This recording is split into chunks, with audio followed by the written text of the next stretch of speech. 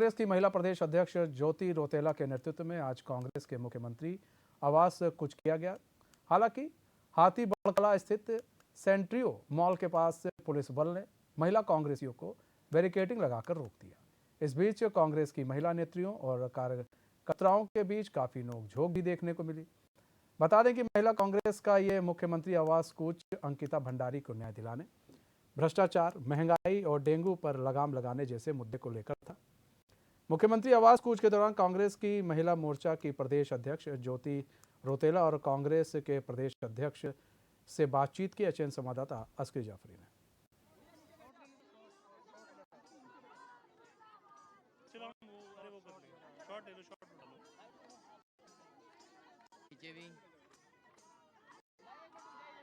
भाई एक मिनट रुक जा जरा भाई।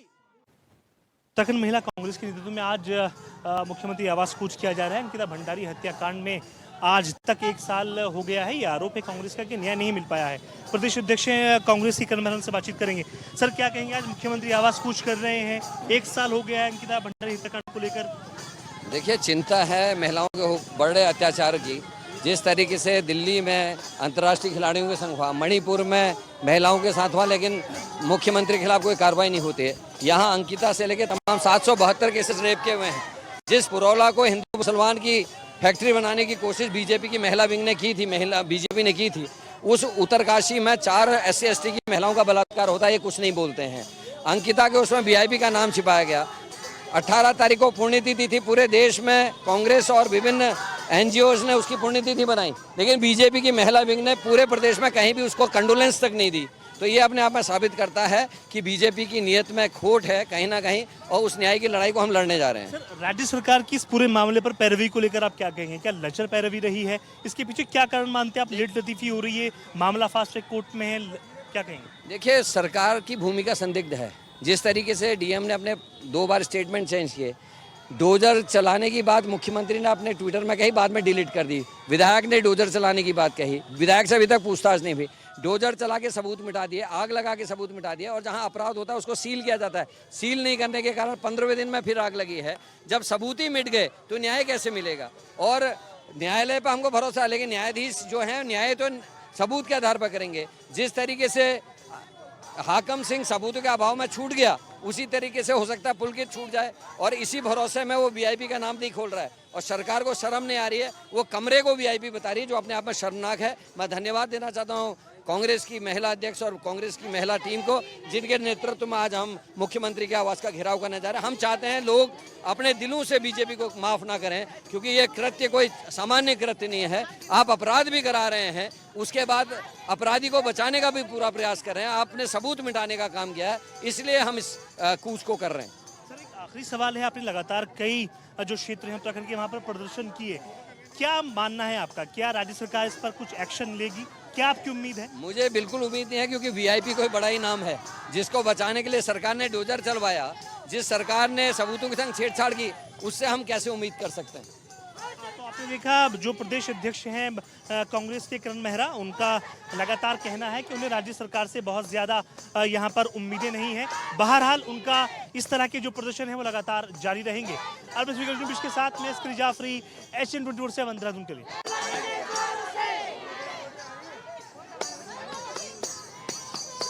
उत्तराखंड महिला कांग्रेस जो है मुख्यमंत्री आवास कूच कर रही है। महिला प्रदेश अध्यक्ष है कांग्रेस की ज्योति रौतेला, उनसे बातचीत करेंगे। मैडम, आप किस तरह से देखते हैं मुख्यमंत्री आवास आप कूच कर रही हैं? देखिए, हम लोग, सॉरी मैं आपका सवाल नहीं सुन पाई। आप मुख्यमंत्री आवास कूच कर रहे हैं, क्या कहेंगे? देखिए, हम मुख्यमंत्री आवास कर रहे हैं, जो आज पूरे प्रदेश में जो ज्वलन मुद्दा है उनके खिलाफ ये प्रदर्शन हो रहा है, जिसमें कि ये सरकार जो भाजपा की सरकार है वो गूंगी पैरी सरकार हो चुकी है, उसके खिलाफ आज हम ये प्रदर्शन कर रहे हैं। अंकिता भंडारी के केस को 1 साल हो चुका है, उसको न्याय नहीं मिल पाया, उसको न्याय नहीं मिल पाया है।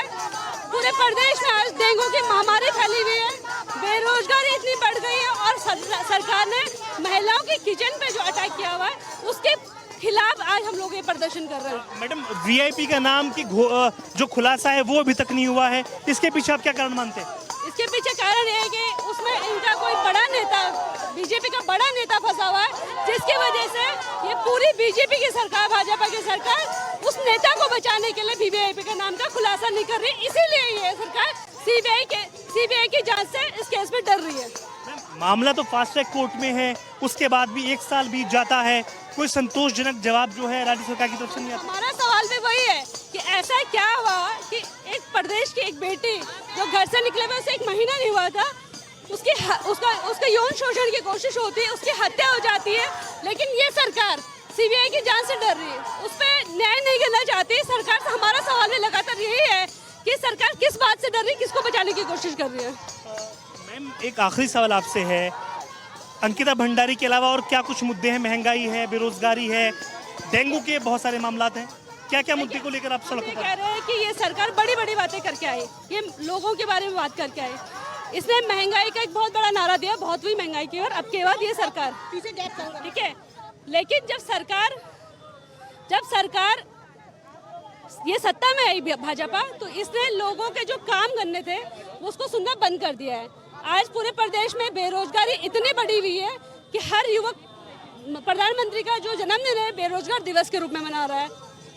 महंगाई इतनी बढ़ी हुई है कि एक माँ सोचती कि मैं 2 वक्त अच्छा खाना अपने बच्चे को कैसे खिला पाऊँ, लेकिन जो ये सरकारें सुन नहीं रही। आज इन्होंने स्मार्ट सिटी के नाम पे इस देहरादून को खोद डाला है, लेकिन डेंगू की महामारी के लिए महामारी फैल चुकी है, लेकिन ये सरकार इस पे भी कोई काम नहीं कर रहे हैं। जगह जगह गड्ढे हो रखे हैं। सरकार का एक बड़ा ऐड चलता है कि अपने घर में पानी को इकट्ठा ना होने दें, लेकिन पूरे शहर में आज जो गड्ढे हो रखे हैं जिनमें मच्छर का लार्वा है, और जिसकी वजह से आज ये डेंगू के केसेस हो रहे हैं, उसके खिलाफ ये सरकार कुछ नहीं कर रही है।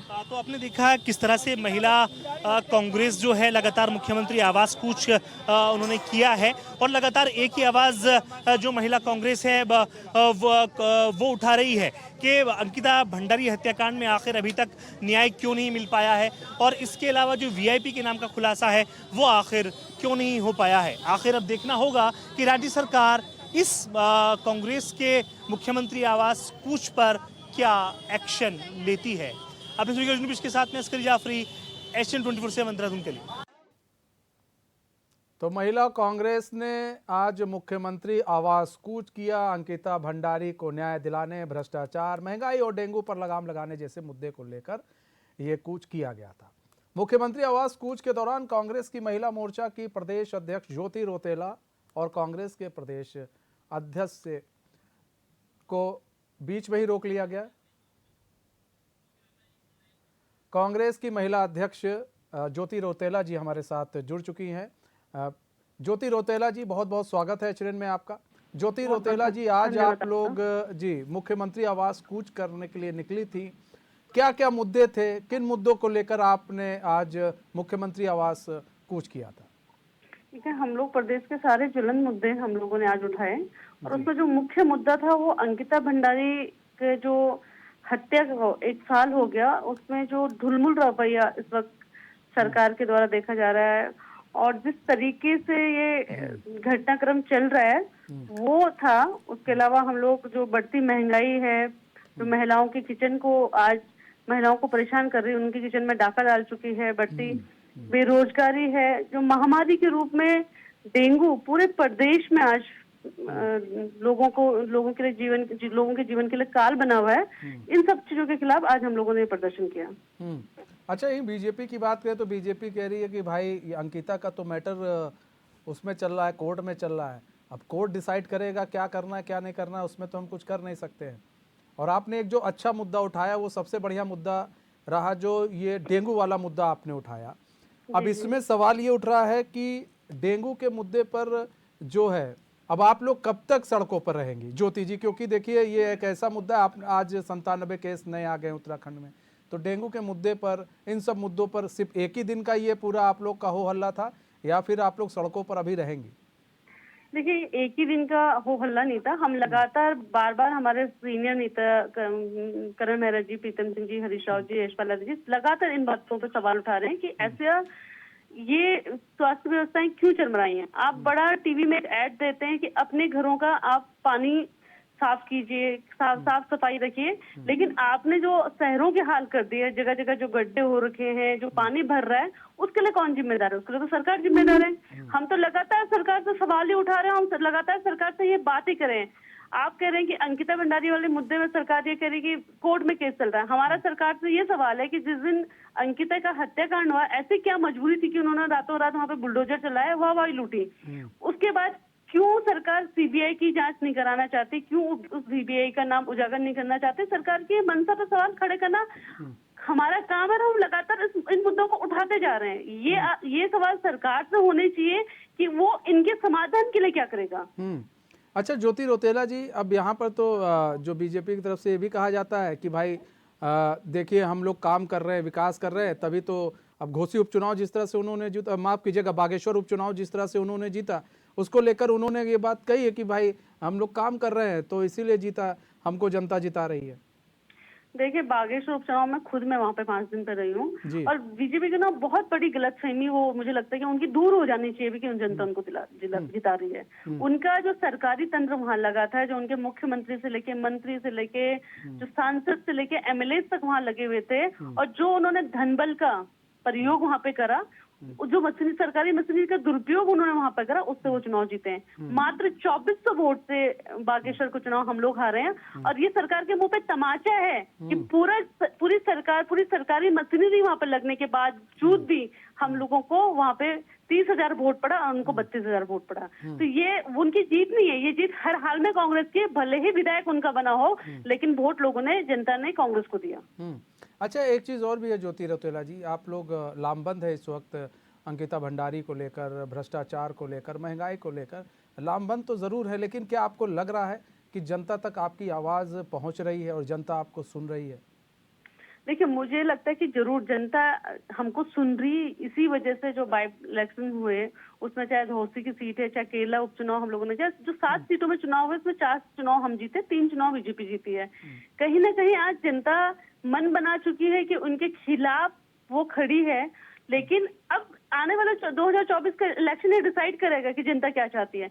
जनता महंगाई से, बेरोजगारी से, और जो इनका भ्रष्टाचार है, और जो इनकी महिला सुरक्षा की बड़ी बड़ी बातें हैं, हर चीज से परेशान हो चुकी है। जनता समझ चुकी है कि जो भाजपा की सरकार है वो आपको धर्म के नाम पर लड़वा सकती, मंदिर मस्जिद के नाम से लड़वा सकती, लेकिन जहां पब्लिक के मुद्दे होंगे, जहां हम अपनी बेटी की बात करेंगे, उसकी सुरक्षा की बात करेंगे, जहां हम बेरोजगारी की बात करेंगे, जहां हम महंगाई की बात करेंगे, वो इन पे कोई भी डिस्कशन करना पसंद ही नहीं करती भाजपा। अच्छा ज्योति रौतेला जी, देखिए यहाँ पर सवाल ये भी उठता है कि भाई फिर बीजेपी कहती है कि ये लोग तो मूडी लोग हैं, जब कुछ नहीं मिलता है तब हो हल्ला करते हैं, फिर 2 महीने शांत रहेंगे, फिर किसी चीज को लेकर आएंगे, फिर हो हल्ला करेंगे। देखिए ना, कोई भी विपक्ष सरकार को मौका देता है कि हम लोग मुद्दे उठाएं, वो उस पर काम करें, लेकिन हमें नहीं पता था, इस देश के लोगों को नहीं पता था कि जो ये बीजेपी की सरकार है, ये गूंगी बहरी सरकार है। इसको विपक्ष का या लोगों का, जो जनता जिसके वोटों से जीते, उनका दर्द समझ ही नहीं आता। और शायद यही कारण है कि ये बेशरम होके आज लोगों के ऊपर इतने अत्याचार कर रहे हैं, मनमाने डिसीजन दे रहे हैं, और आज न तो ये बढ़ती महंगाई पे बात करते हैं, न बढ़ती बेरोजगारी पे बात कर रहे हैं। जब हमारा युवा पेपर देता तो लीक हो जाता है, जब वो युवा आंदोलन करता तो ये सरकार लाठीचार्ज करती है। ये मनमानी चल रही है, ये लोगों को सुनना नहीं चाहता, ये लोगों को समझ लेना चाहते हैं। ये जनता को धर्म में फंसा के और चुनाव जीतना जानते हैं, सत्ता हथियाना जानते हैं, लेकिन जब ये सत्ता हथियाते हैं तो ये नेता सत्ता के सुख की बात करते हैं, ये जनता की बात नहीं करते हैं। अच्छा ज्योति रौतेला जी, सिर मुंडवाकर आज प्रदर्शन आप लोगों ने किया, ये प्रदर्शन कब तक जारी रहेगा आप लोगों का? देखिए, ये आज मैंने महिलाओं के स्वाभिमान के लिए, आज हम लोगों ने ये मुख्यमंत्री, प्रधानमंत्री जो इस देश के हैं, जो नहीं सुन रहे महिलाओं की आवाज, उससे दुखी होके सरकार को श्रद्धांजलि दी है। ये प्रदर्शन सिर्फ इसलिए हुआ कि अंकिता भंडारी की केस को 1 साल हो गया, उस पर कुछ कार्रवाई नहीं हुई। मणिपुर में महिलाओं को नग्न अवस्था में घुमाया गया, उस पे मोदी जी ने 30 सेकंड की एक बात करी और बात खत्म कर दी। महिला पहलवानों को जब वो देश में मेडल जीत के लाती तो उनको घर पे बुलाया जाता है, उनको देश की बेटियां और अपना गौरव बताया जाता है, परिवार का सदस्य बताया जाता है, लेकिन जब वो बोलती है कि हमारे आपके एक सांसद बृजभूषण शरण ने हमारे साथ यौन शोषण करा है, तो उस पर सरकार कुछ बोलने को तैयार नहीं होती। तो आज दुखी होके हम लोगों ने ये श्रद्धांजलि आज भाजपा की सरकार को दी है। अच्छा ज्योति रौतेला जी, देखिए यहाँ पर आप लोगों ने कई मुद्दे उठाए हैं और कई ज्वलंत मुद्दे आप लोग उठाकर चल रही हैं, लेकिन अब यहाँ पर सवाल ये उठ रहा है कि जनता तक जो है अपनी आवाज़ को आप लोग कैसे पहुँचाएंगी? सिर्फ इस प्रदर्शन के जरिए पहुँचाएंगी या फिर आगे की कोई रणनीति आपकी है ताकि जनता भी आपकी बात को समझे? क्योंकि अगर आपने यहाँ प्रदर्शन किया, दूसरी तरफ बीजेपी भी प्रेस कॉन्फ्रेंस करके तमाम तरह की बात करेगी, तो कहीं ना कहीं जनता भी भ्रमित हो जाती है। तो ऐसे में आप लोग अपनी बात को और जनता अपनी बात को घरों घरों तक, जैसे पहाड़ में भी घर हैं, पहाड़ों तक, मैदानी इलाकों में घरों घरों तक कैसे पहुंचाएंगे? इसके लिए कोई प्लान आपने तैयार किया?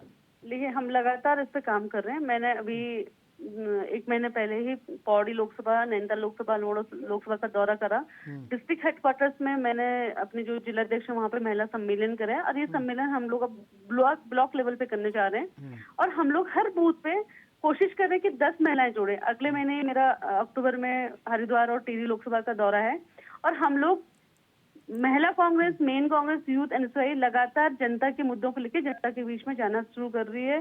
छोटे छोटे प्रोग्राम्स के तहत हम लोग बता रहे हैं कि जो कांग्रेस सरकार की उपलब्धियां थी, जो आज ये सरकार के फेलियर्स हैं, उसके द्वारा हम जनता के बीच में जा रहे हैं, उनको समझा रहे हैं कि ये सरकार क्या कर रही है। अच्छा, सरकार की जो फेलियर है, सरकार जिन मुद्दों पर, वो जनता तक आप जा रही। अच्छा, ऐसे में यहाँ पर बड़े नेता आपके हैं जो वो आपके साथ आज जुड़े, लेकिन कभी कभार जो है बीजेपी सवाल ये उठाती है कि भाई ये इनकी अपने बनती नहीं है और ये लोग प्रदर्शन करने लगते हैं। तो क्या आप लोग और भी कोई रणनीति बना रहे हैं ताकि ये जो सवाल उठते हैं कि कांग्रेस में अंदर खाने जो चीज़ें सही नहीं चल रही हैं, वो चीज़ें जो है ऐसा नहीं है, सही नहीं है, सब कुछ सही है, तो ऐसी कोई आप लोग की प्लानिंग है जिससे जनता को ये बताया जा सके कि नहीं जी हमारे यहाँ सब सही है? पहली बात तो ये है कि ये कब हुआ? ये तो ये बीजेपी कह रही है ना कि कांग्रेस में सब कुछ सही नहीं। कांग्रेस के लोग आज महिला कांग्रेस के कार्यक्रम में हमारे पूर्व मुख्यमंत्री हरीश रावत जी थे, हमारे नेता प्रतिपक्ष यशपाल आर्य जी थे, प्रदेश अध्यक्ष करण मेहरा जी थे, डिप्टी सीएलपी भुवन कापड़ी जी थे, पूर्व प्रदेश अध्यक्ष गणेश गोदियाल जी थे, और प्रीतम सिंह जी सिर्फ इसमें नहीं रह पाए क्योंकि वो आज प्रियंका जी की रैली और वो वहाँ पे ऑब्जर्वर हैं तो वहाँ चले गए। तो ये बात भाजपा कहते हैं, लेकिन कांग्रेस का नेतृत्व तो हमेशा एक साथ होकर चुनाव लड़ता है, एक साथ ही है। अभी आने वाले टाइम पे नेतृत्व तो पूरे 5 लोकसभा की जो तैयारी है उसमें भी बहुत सारे प्लानिंग पार्टी के चल रहे हैं, माननीय अध्यक्ष जी उसमें तैयारी कर रहे हैं, और आपको दिखेगा कि नेतृत्व तो एक साथ होकर पूरा लोकसभा का और अगला 2027 की जो तैयारी है वो करेगा। ठीक है ज्योति रौतेला जी, बहुत बहुत धन्यवाद हमारे साथ जुड़ने के लिए, अपना बहुमूल्य समय हमें देने के लिए। हनी पाठक जुड़ चुकी हैं, बीजेपी के प्रवक्ता। हनी पाठक जी, स्वागत है चैन में आपका। हनी पाठक जी, आज कांग्रेस की महिला अध्यक्ष के नेतृत्व में आज एक रैली निकाली गई, भ्रष्टाचार, अंकिता हत्याकांड और तमाम तरह के मुद्दे जो है वो ज्वलंत मुद्दों को लेकर ये उनके द्वारा प्रदर्शन किया गया और सीएम आवास कूच किया गया था। ऐसे में इस प्रदर्शन को किस तरह से आप लोग देख रहे हैं? बकवास प्रदर्शन की नजर से देख रहे हैं, क्योंकि ये मस्खरी कर रहे हैं, इसके अलावा कुछ नहीं कर रहे हैं। अंकिता भंडारी जी के पिताजी ने कुछ शर्तें रखी थी जब अंकिता हत्याकांड हुआ था कि हमारी बालिका के नाम से कोई सड़क का नाम या किसी चीज का नाम हो। तो अभी आपने देखा होगा माननीय पुष्कर सिंह धामी जी ने एक महाविद्यालय डोब के उसमें अंकिता भंडारी के नाम से महाविद्यालय का नाम रखने की बात कही है। दूसरी बात मैं कहना चाहूंगी, उन्होंने ये भी कहा था कि हमारे वकील को चेंज किया जाए, तो वो वकील भी चेंज हुआ है। दूसरा, उन्होंने मुआवजे की बात करी थी, वो मुआवजा भी उनको प्राप्त हुआ है। अपने बच्चे की नौकरी की बात करी थी, तो वो भी पूरी तरीके से हमारी सरकार कार्यरत है, जहां पर समझ में आएगा वहां पर उनकी नौकरी को भी देखा जाएगा। तो मुझे ये बताएं कि कौन सी ऐसी उनकी डिमांड है जो पूरी नहीं की गई। अभी अगर आप पुल के तारे की बात करते हैं तो मुझे ये बताएं कि जैसे ही पता लगा कि पुल के तारे शायद अभियुक्त है, तुरंत ही उसको बेदखल किया गया भारतीय जनता पार्टी से। लेकिन अभी इनके विधायक वहां पर जाकर रजिस्ट्रार डायरेक्टर की वाइफ से गाली गलौज करते हैं, वहां महिला खड़ी होती है और ये महिला कांग्रेस एक महिला के लिए प्रदर्शन करती नजर आती है। तो मुझे ये जवाब दिया जाए कांग्रेस की तरफ से कि जब वो महिला का अपमान एक विधायक कर रहा था तो इनकी बोलती क्यों बंद थी, या इन्होंने कोई स्टेप अभी तक क्यों नहीं उठाया। और अंदरूनी कलह की जो ये बात कर रही थी कि हमारे यहाँ सब चंगा है, तो मुझे ये भी इसका भी जवाब ये दें कि अगर सब चंगा है तो जब प्रदेश के प्रभारी आते हैं तो सारे मंत्री एक साथ मंच पर क्यों नहीं नजर आते हैं। और दूसरी बात का ये जवाब दें कि प्रदेश प्रभारी को क्यों यहाँ के लोगों को चिट्ठी लिखनी पड़ती है कि यहाँ का प्रदेश अध्यक्ष का नेतृत्व खराब है। अगर सब चंगा है तो इस तरीके की चीजें क्यों नजर में आती है।